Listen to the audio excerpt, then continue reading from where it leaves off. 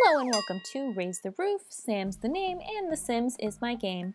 Today we aren't focusing so much on the pretty, but the practical.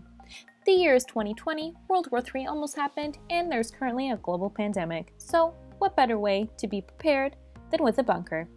I decided to do a voiceover for this video just so I can explain my thought processes behind the design, given the limitations of the game as well as the fact that I don't use cheats or custom content. I had to get creative, so stay tuned to see what I come up with. First things first, we are starting off with a fence around the perimeter of the lot, but not just one fence. We are doing multiple layers of fencing because we don't want anybody getting in.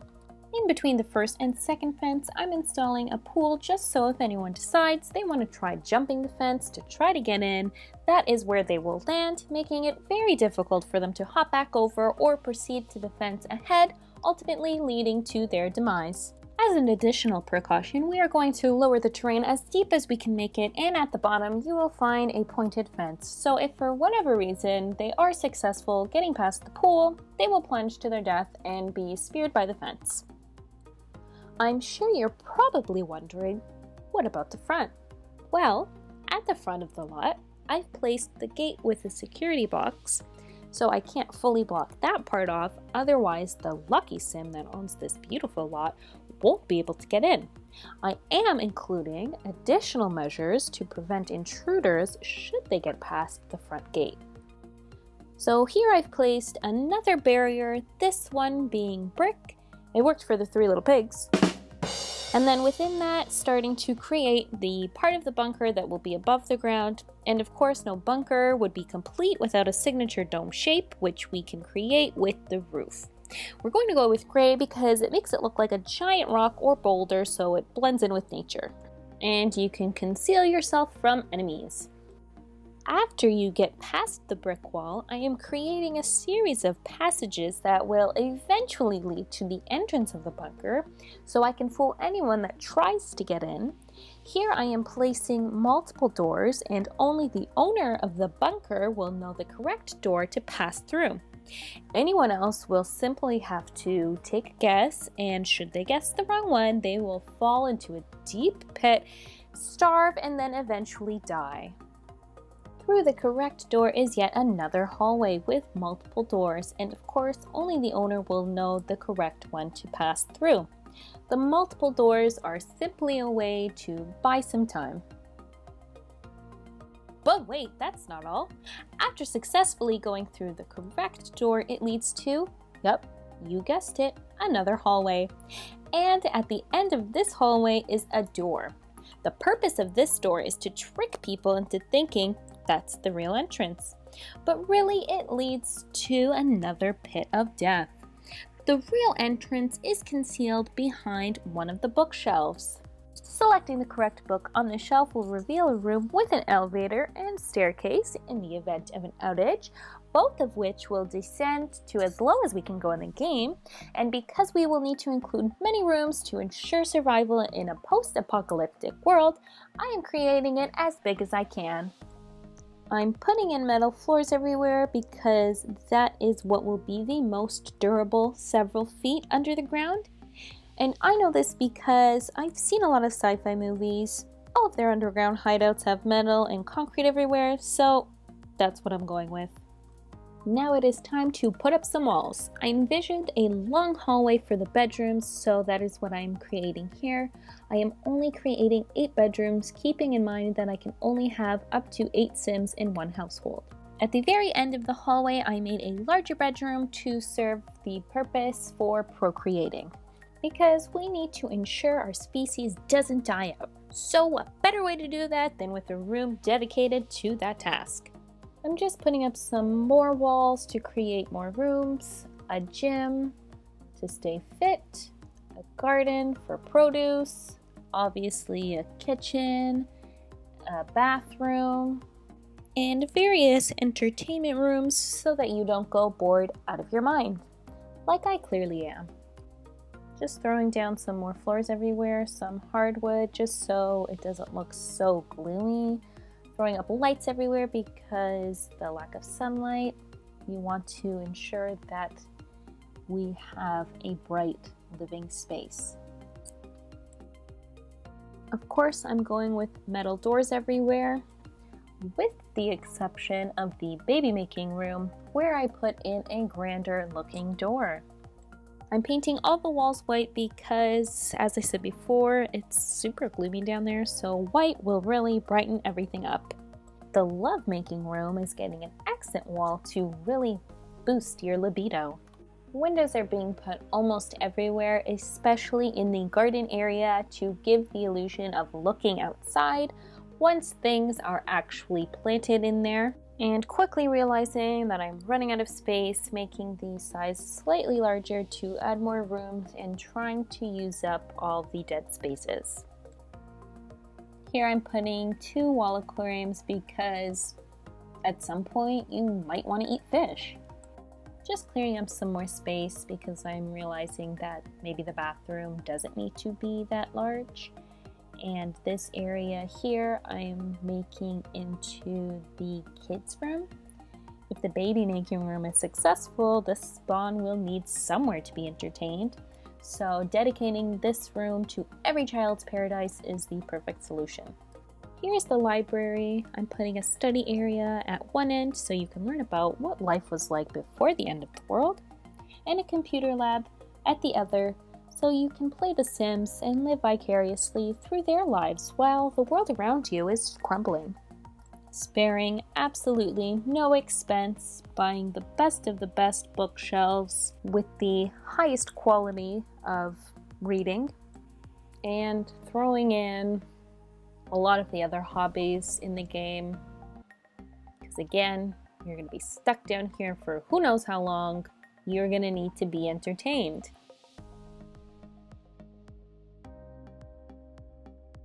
Whether you're bulking or cutting, this is the place for gains in stacking.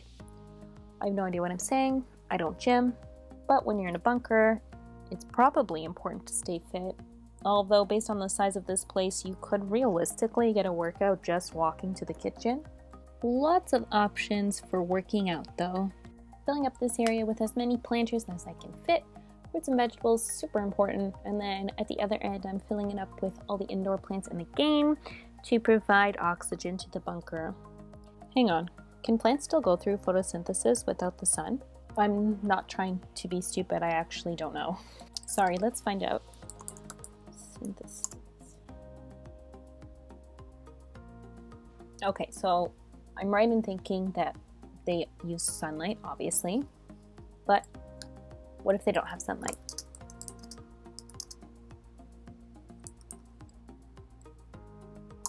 Yes. Okay, great. There's the science lesson you didn't ask for. We can now proceed with our garden.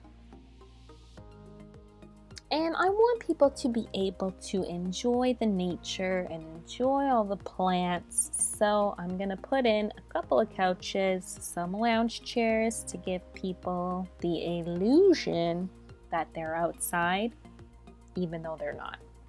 Onto the bathroom. One giant community bathroom, similar to ones you might find in a university dorm, but instead of stalls, you get your own little room to unload and wash up.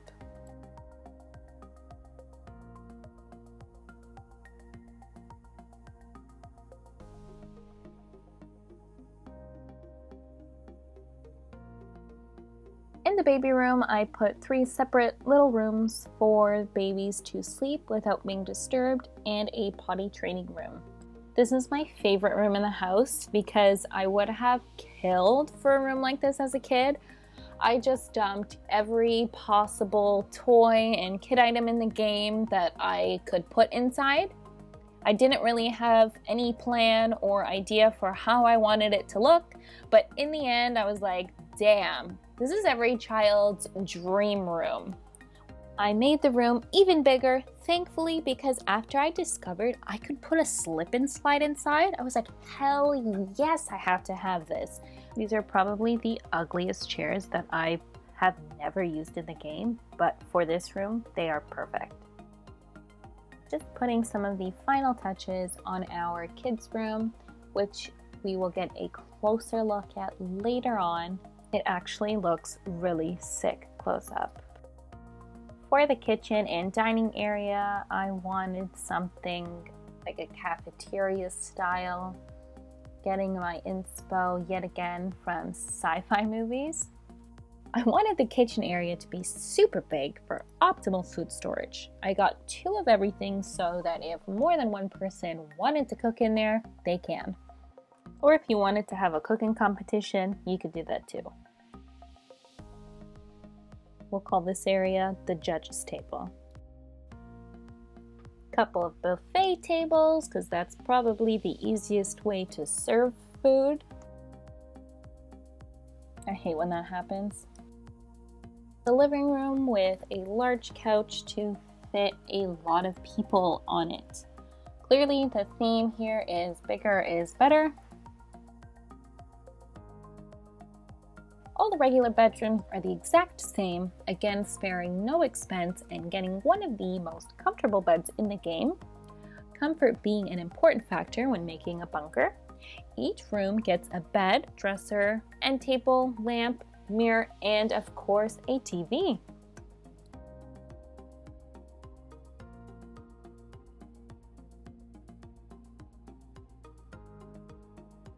Time for the baby making room. The theme here is hearts, to set the mood. Getting the most expensive bed in this game because the best bed is needed for what's going to happen in here. If I could get the heart bed from the original Sims, that would have been ideal and absolutely perfect for this room. A jacuzzi with some jets for a romantic bubble bath, and the ultimate key for romance, a couch and TV for Netflix and chill. Dead space in any house is a pet peeve of mine, so I am trying to get creative with the rooms I include here. I decided to include a little chapel to have small ceremonies. Directly beside it, I'm putting in a music room, yet another hobby that you might want to take up while you're stuck down here. And just getting rid of some more of that dead space, I moved up both the chapel and the music room so that I can put a secret room at the back. This room is for research, whether you're creating a potion or elixir to cure any ailment or coming up with a new invention to save the world above you. So I moved the workbench and chemistry table from the library in here and added a computer and alchemy station. In other words, I ran out of ideas for rooms. Putting in a couple of fireplaces to heat up this place in the winter time. Realizing now that I probably should have put in lights that were the candles, because if there is a power outage, they're not going to be able to see anything. Can we just take a second to look at how tall the chimneys are? That's insane. Okay, I think we are pretty much done the interior. Of course, it could use some more decor, but for this build, I'm not too concerned about that. So let's zoom in and see what the rooms look like up close. I love the way the garden area turned out. I can only imagine how cool it would look once there's actually plants in the pots, and the nice view that you would get from the gym.